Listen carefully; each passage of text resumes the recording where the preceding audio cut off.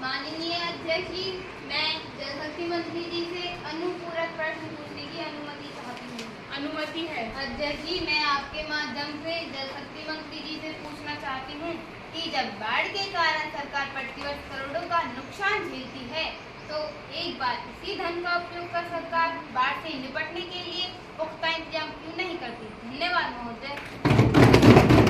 जल शक्ति मंत्री जी। धन्यवाद महोदय।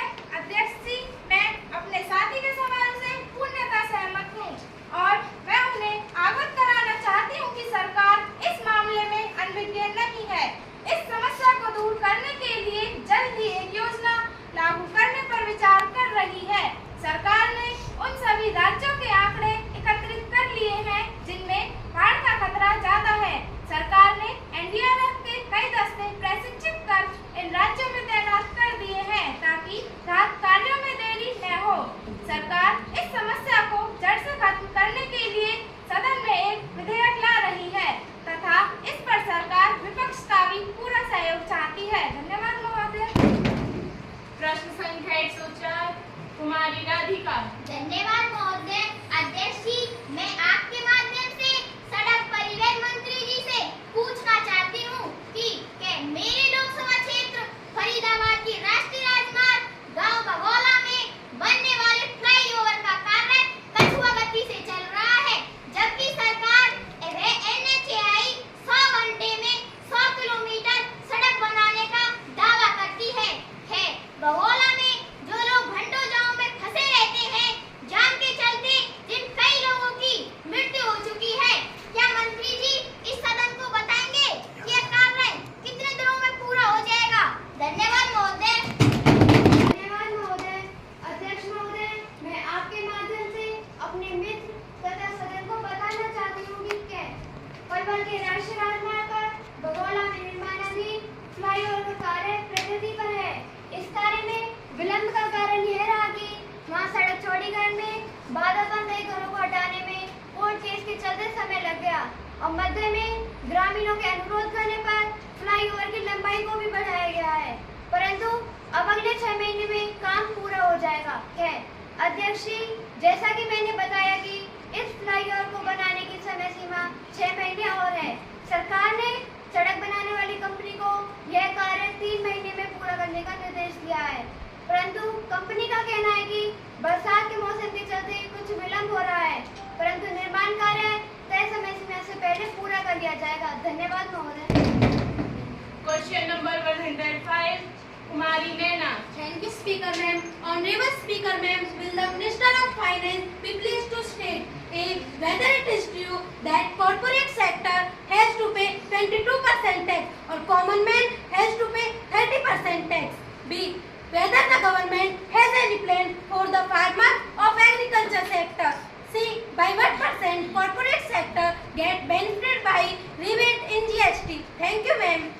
Finance minister miss Radha. Speaker Ma'am, on behalf of you, I wish to tell the House A. Yes, it is true that we give 8% rebate to the corporate sector. They have to pay 22% tax. B. No government has no such plan for farmers.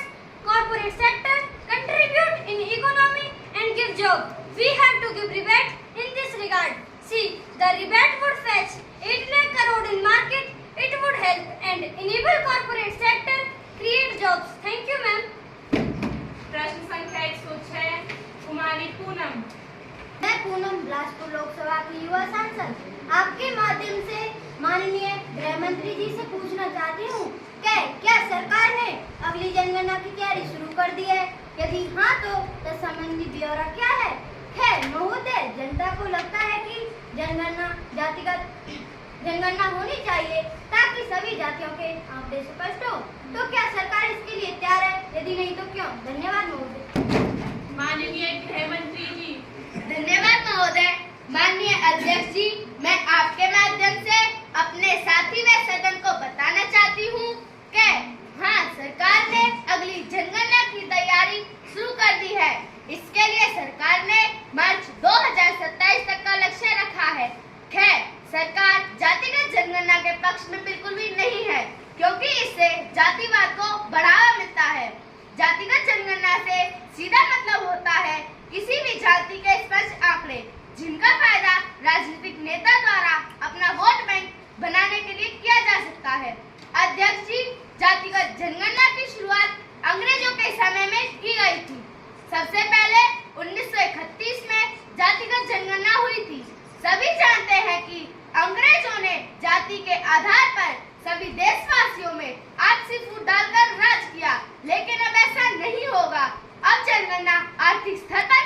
जाएगी और सरकार निम्न आर्थिक स्थिति वाले परिवारों में सुधार लाने के लिए प्रतिबद्ध है। धन्यवाद महोदय। प्रश्न संख्या 107 कुमारी याचना। जी, मैं आपके माध्यम से माननीय प्रधानमंत्री जी से पूछना चाहती हूँ, गत दिनों अमेरिकी दौरे के समय प्रधानमंत्री जी के समक्ष ही वहाँ के राष्ट्रपति ने भारत पर भारी भरकम टैरिफ लगाने की धमकी दी है। भारत सरकार की इस पर क्या प्रतिक्रिया है? धन्यवाद महोदय। माननीय प्रधानमंत्री जी। धन्यवाद महोदय। अध्यक्ष महोदय, मैं आपके माध्यम से सदन और अपने साथी को बताना चाहूंगी, सभी देश स्वतंत्र हैं, सबको अपनी रणनीति और राजनीति करने का अधिकार है। भारत भी एक स्वतंत्र देश है, हम भी किसी भी धमकी से डरने वाले नहीं हैं। भारत एक ताकतवर और लोकतांत्रिक देश है, हम भी टैरिफ का जवाब टैरिफ से देने के लिए तैयार हैं। धन्यवाद महोदय। प्रश्न संख्या 108 कुमारी लतेश। माध्यम से माननीय विदेश मंत्री जी से पूछना चाहती हूँ कि बांग्लादेश में जिस तरीके से अल्पसंख्यकों का उत्पीड़न और शरणार्थियों की समस्या उत्पन्न हो रही है, सरकार इस मामले में क्या कर रही है? धन्यवाद महोदय। माननीय विदेश मंत्री जी। मैं आपके माध्यम से सदन को बताना चाहती हूँ कि बांग्लादेश की घटनाओं पर सरकार की पैनी नजर है। सरकार ने सख्त लहजे में बांग्लादेश सरकार को फटकार लगाई है। सरकार ने भारत से होकर गुजरने वाले व्यापारिक गलियारे को बंद कर दिया है। साथ ही बांग्लादेश में निर्मित वस्तुओं के आयात पर प्रतिबंध लगाया गया है। भारत सरकार के कठोर कदमों के चलते वहाँ हिंसा एवं उत्पीड़न की घटनाओं में कमी आई है। भारत के दबाव के कारण वहाँ आम चुनाव की घोषणा कर दी गई है। धन्यवाद महोदय। अब शून्यकाल आरंभ होता है। कुमारी राजरानी। मैं शून्यकाल के माध्यम से सदन का ध्यान एक ऐसी समस्या की तरफ लाना चाहती हूँ जो बहुत ही महत्वपूर्ण है। महोदय, हमारे देश में हर छोटे बड़े शहरों की गली गली में कोचिंग संस्थान खुल गए हैं। मई में सूरत में एक कोचिंग संस्थान में आग लग गई। कई मासूम बच्चे इसमें जलकर मर गए।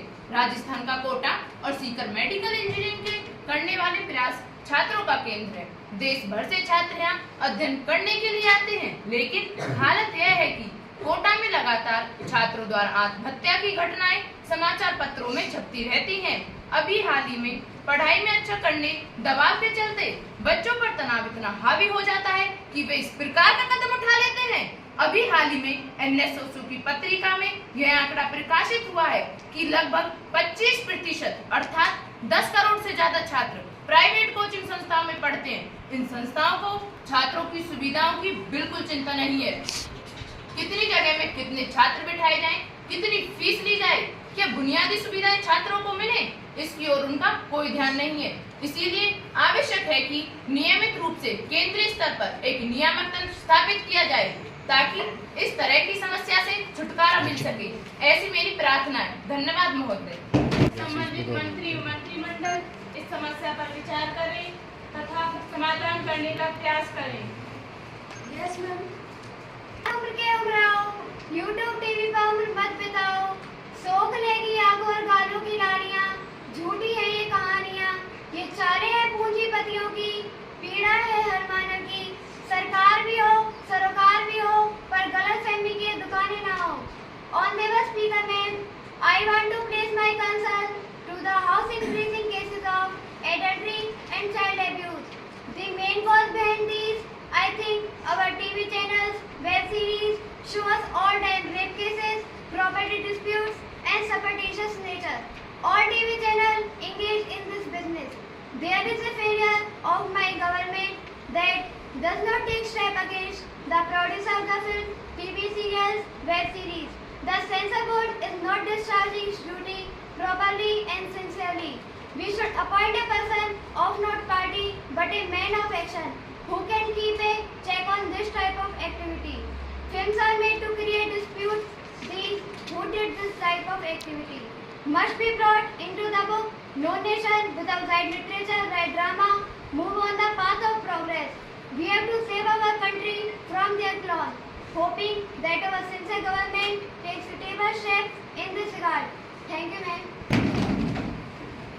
The concerned Minister and Cabinet should consider this problem and try to solve it. Yeah. अध्यक्ष महोदय, मैं सदन में एक ज्वलंत मुद्दे मानव तस्करी पर काम रोको प्रस्ताव लाने की अनुमति चाहती हूँ। सदस्यगण कृपया इस प्रस्ताव को रखने के लिए सहमति दें। जो इसके पक्ष में है वे हाँ कहेंगे। हाँ। जो इसके पक्ष में नहीं है वे ना कहेंगे। ना। मुझे लगता है कि हाँ का बहुमत है, हाँ का बहुमत है, हाँ का बहुमत है।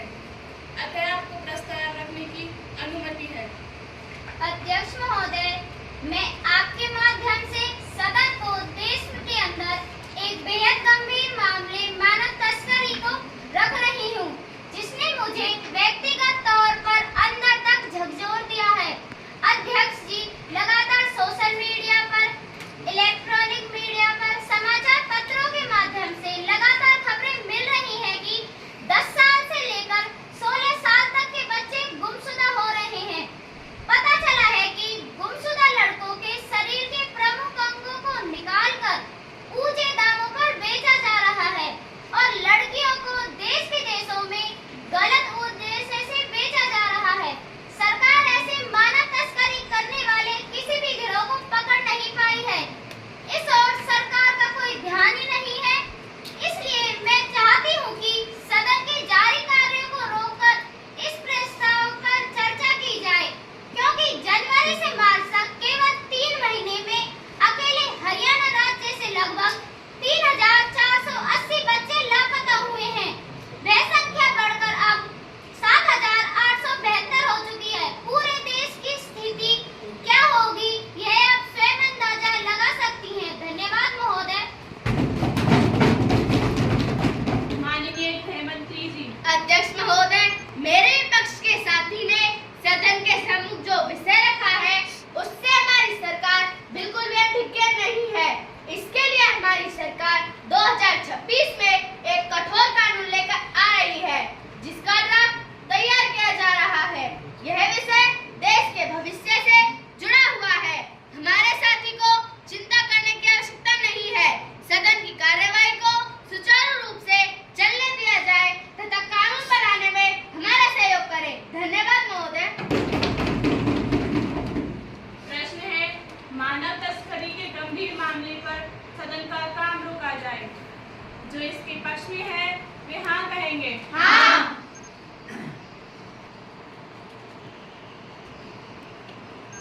जो इसके पक्ष में नहीं है वे ना कहेंगे। ना।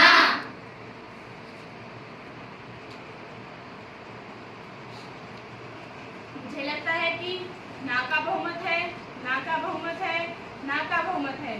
इसीलिए यह काम रोको प्रस्ताव अस्वीकृत किया जाता है।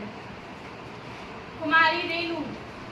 अध्यक्ष जी, जब मैं संसदीय कार्यवाही में भाग लेने के लिए आ रही थी, तब पुलिस ने मेरी गाड़ी रोक ली तथा मुझे बहुत देर तक खड़ा रखा।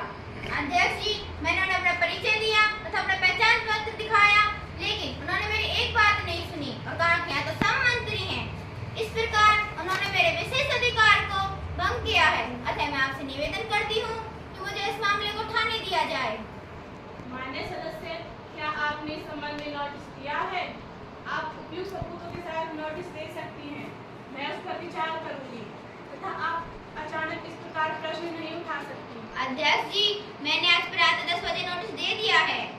इसकी जांच की जाएगी और जब वह मेरे पास आएगा मैं उस पर विचार करूंगी तथा आपको अपना निर्णय बता दूंगी। अब सभी कागजात सभा पटल पर रखे जाएंगे। अध्यक्ष जी, आपकी अनुमति से मैं नागरिक उड्डयन मंत्री कुमारी डॉली अधिनियम 2024 की धारा 22 की उपधारा 10 के अधीन जारी निम्नलिखित सूचनाओं हिंदी और अंग्रेजी रूपांतरण की एक प्रति सभा। धन्यवाद महोदय।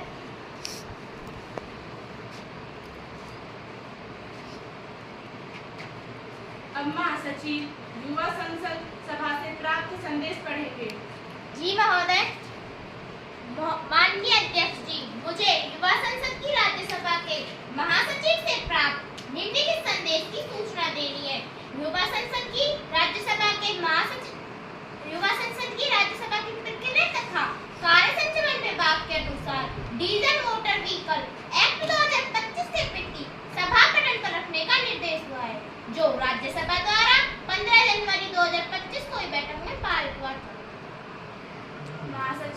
राज्यसभा द्वारा पारित किए गए विधेयक के प्रति सभा पटल पर रखेंगे। जी महोदय।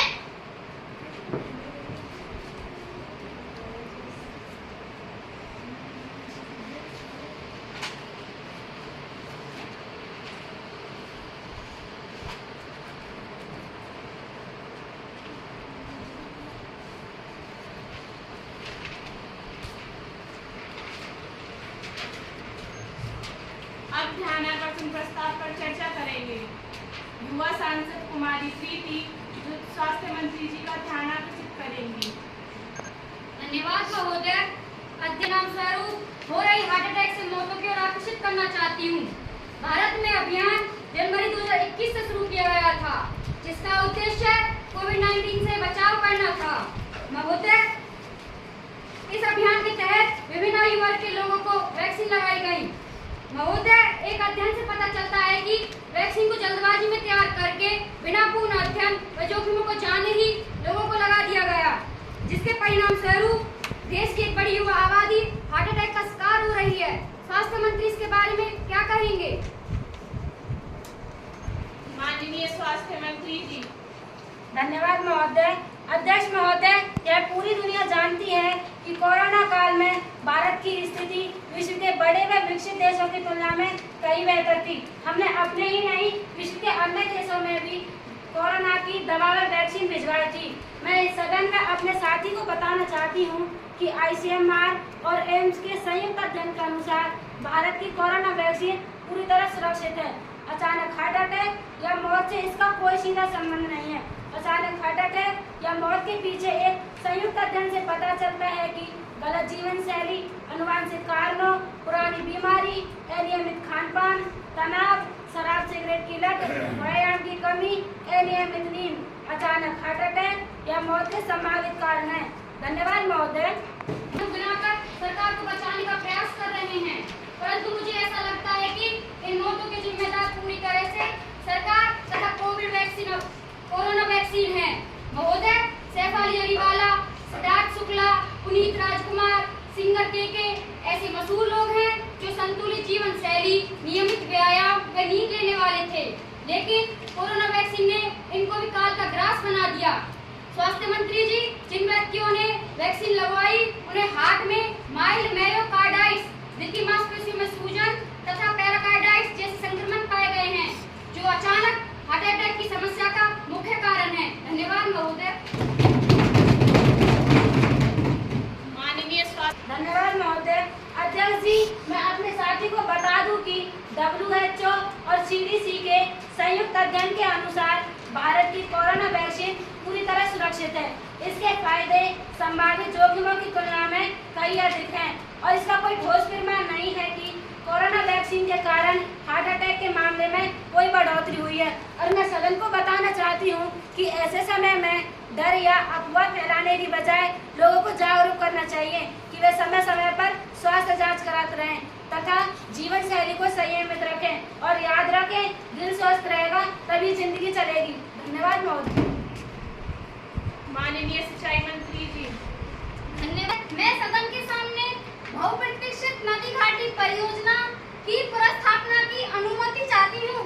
अनुमति है। अध्यक्ष जी, मैं सदन के सामने यह विचार रखना चाहती हूँ कि बहुउद्देशीय नदी घाटी परियोजना एक बहुत ही उच्च कोटि की परियोजना है। इस पर सदन में विचार किया जाना चाहिए तथा विधेयक पारित करने पर भी विचार किया जाना चाहिए। महोदय, हमारा देश हर वर्ष बाढ़ के खतरे से जूझता है। हर वर्ष बारिश के मौसम में कुछ राज्यों जैसे असम, बिहार, गुजरात, महाराष्ट्र आदि में बाढ़ आ जाती है, जिसके कारण सरकार तथा जनता को बहुत नुकसान सहन करना पड़ता है।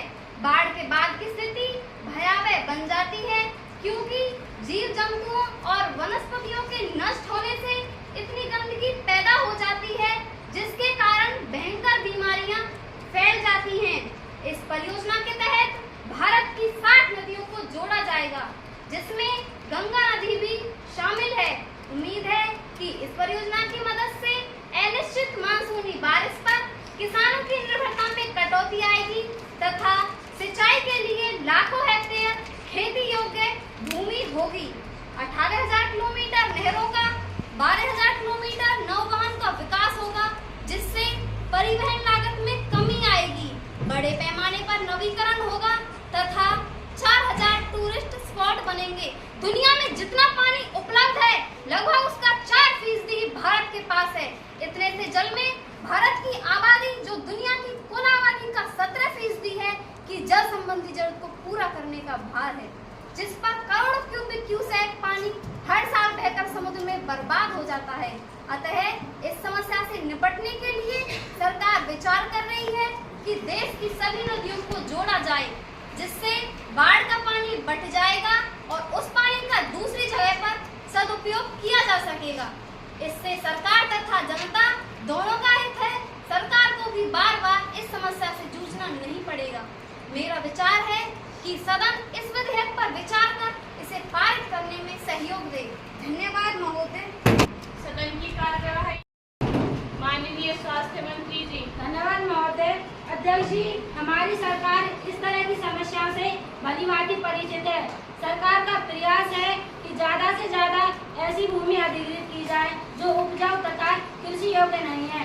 दूसरा, जब यह योजना पूरी हो जाएगी तब हर खेत को पानी मिलेगा, जिससे उत्पादन में वृद्धि होगी। धन्यवाद महोदय। सांसद कुमारी स्नेहा। धन्यवाद। प्रतिकूल असर वातावरण पर पड़ेगा, जिससे मनुष्य व जीव जंतु के स्वास्थ्य पर बुरा असर पड़ेगा। महोदय, इस पर सरकार का क्या कहना है? धन्यवाद महोदय। माननीय स्वास्थ्य मंत्री जी। मैं अपने साथी से सहमत हूँ कि इस तरह की समस्याएं जरूर आएंगी, लेकिन इनको लेकर सरकार पूरी तैयारी में है। सरकार ने वन विभाग को भी सूचना दे रखी है और वन विभाग भी पूरी तैयारी में है। जो सौंदर्यकरण होगा उसके तहत उसके चारों ओर पौधे लगाए जाएंगे। अर्थात सभी राज्यों से स्वास्थ्य सेवाओं की मांग की गई है कि वे अपने स्तर पर स्वास्थ्य सेवाएं उपलब्ध कराएंगे। धन्यवाद महोदय। युवा सांसद कुमारी डॉली। अध्यक्ष जी, इस असंभव योजना से लाखों लोग बेघर हो जाएंगे। कोई भी व्यक्ति अपनी जन्मभूमि को नहीं छोड़ना चाहता है। आपकी इस योजना की वजह से 7 लाख से ज्यादा लोग विस्थापित हो जाएंगे। धन्यवाद महोदय। युवा सांसद कुमारी ज्योति। कहना चाहती हूँ कि यह असंभव योजना नहीं है। यह 21वीं सदी का भारत है। आज के युग में कुछ भी असंभव नहीं है।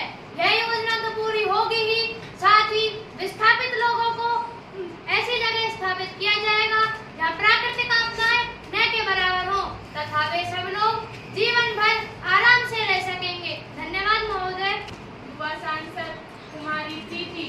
घर छोड़ना होगा, बल्कि अपना रोजगार भी उन्हें छोड़ना होगा। उसके साथ ही उनकी अपनी सभ्यता और संस्कृति भी खतरे में होगी। इस बारे में सरकार क्या कहना चाहेगी? धन्यवाद महोदय। युवा सांसद कुमारी ज्योति। को बता चुकी हूँ कि विस्थापित लोगों को प्रतिस्थापित करने की सरकार ने पहले ही पूरी तैयारी कर ली है। अतः वे लोग बेघर नहीं होंगे। और आगे बात आती है रोजगार की, तो मैं अपने साथी को ध्यान दिला दूं कि जिस योजना को सरकार शुरू करने जा रही है उससे कई हजार लोगों को रोजगार प्राप्त होगा। और आगे बात सभ्यता और संस्कृति का है, तो सरकार का प्रयास रहेगा कि उनके रहने की व्यवस्था पास ही में हो तथा एक साथ की जाए, जिससे उनकी सभ्यता और संस्कृति बनी रहे। धन्यवाद महोदय। युवा सांसद कुमारी डॉली। संभव नहीं है। कुछ नदियाँ ऊंचे स्थानों पर हैं, वहाँ निचले स्तर की नदियों से पानी चढ़ाना संभव नहीं है। धन्यवाद महोदय।